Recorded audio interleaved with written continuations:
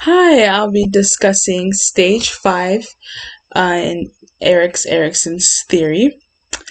And the ages during this stage of development are from 12 to 18. So from preteen ages all the way up to teenage years. And in this stage of development, adolescents are expected to search their identity, and this search will lead into their adulthood. They're expected to explore greater independence, test limits, make choices about morals, beliefs, and values. And in this stage, they'll make decisions in regards to religion.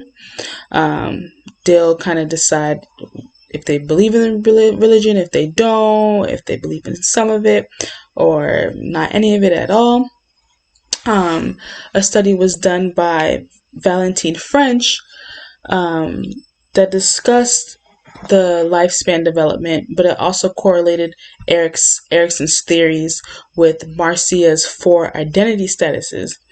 And this study, it's four possible combinations of dimension of commitment and expectation. So each stage has to deal with identity, but in different dimensions.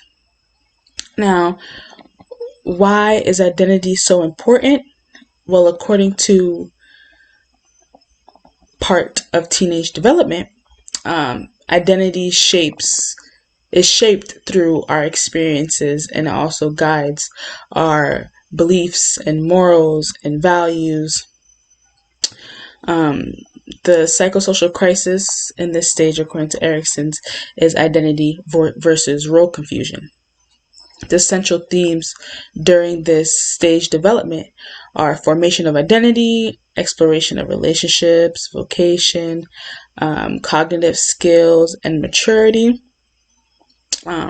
According to Sokol JT, he states that it shouldn't be expected for adolescents to have a high cognitive skill level and maturity level, because they're still growing. 18 is still very young, and that would be an extremely high expectation to have, for a teenager for their maturity level to be extremely high and their cognitive level to be extremely high. Now, in the cognitive level, they also take into account their ability to decide right from wrong. Some of the basic strengths entail being able to decide right from wrong, being able to formulate what they believe in, their morals, their values, and a basic virtue would be fidelity, which is faithfulness to a person, a cause, or belief, and is demonstrated by continuing loyalty and support.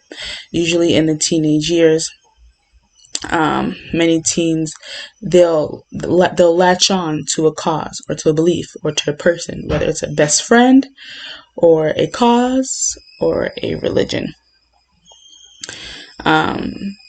And some of the major challenges that individuals may face during this stage are not being able to make decisions or choices, and which can lead to role confusion.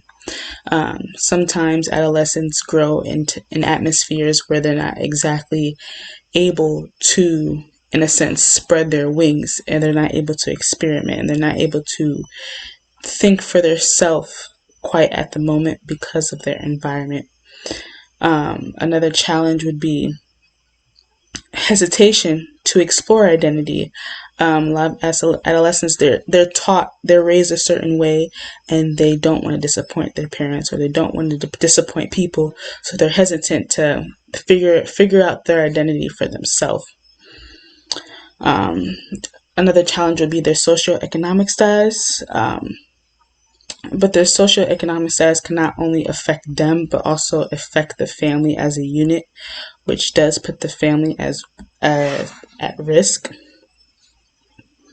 Another study that was done in regards to networking and social media, a lot of teens, they spend hours on social media, on their phones, on their computers, and a lot of times they either neglect their daily duties, they neglect schoolwork, and they neglect their family. A lot of teens, they want to spend outside. They do not want to spend time in their home, hindering the relationships at home.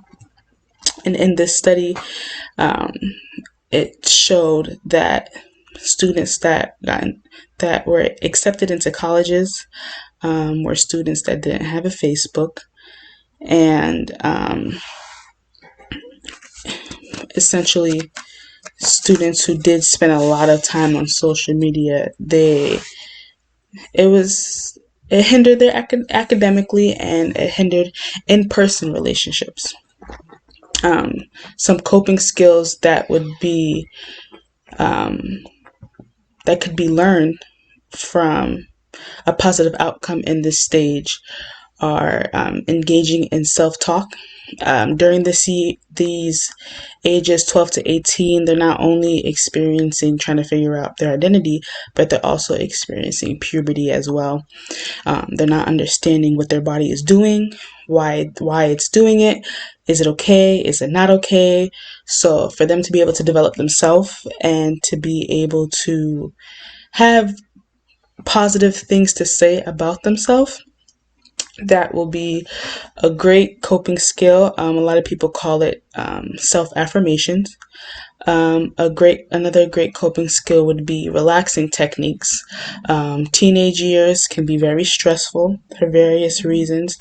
So for a teenager to be able to form healthy ways to relax, that would be a great coping skill.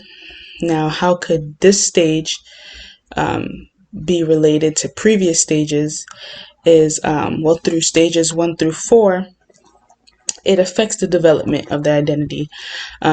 In stage 1, they're learning about trust, and in 2, they're developing independence, and so forth and so on. And all of that has to tie into identity. How would the aspects of previous stages play out in this stage? Well, trust is one. It will show whether they did develop trust in the previous stages or they did not, and they'll either tussle with it or they'll have no problem trusting in this stage.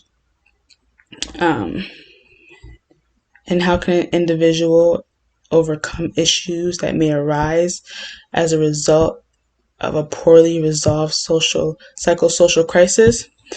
The best would be therapy, being able to talk through it and have someone walk alongside them, and hopefully they can gain support of family and friends to be able to work through any issues that they may have encountered. This stage is related to later stages by however the outcome of this stage may be affects the later stages, because if they're not able to formulate their identity or their morals or their values, or be able to have different views aside from their parents, or not be influenced by what their parents may expect of them, it carries on to into adulthood, and it can hinder in their later stages. It can hinder their cognitive skills. It can hinder their maturity, and it'll show in the later stages, as opposed to during the adolescent stage. And what may be expected if the psychosocial crisis is unresolved: identity crisis, and a struggle transition into adulthood. The chronosystems does play a part in this stage when it comes to environmental events and transitions that occur in a child's life. It all depends on how the child reacts to it and how they cope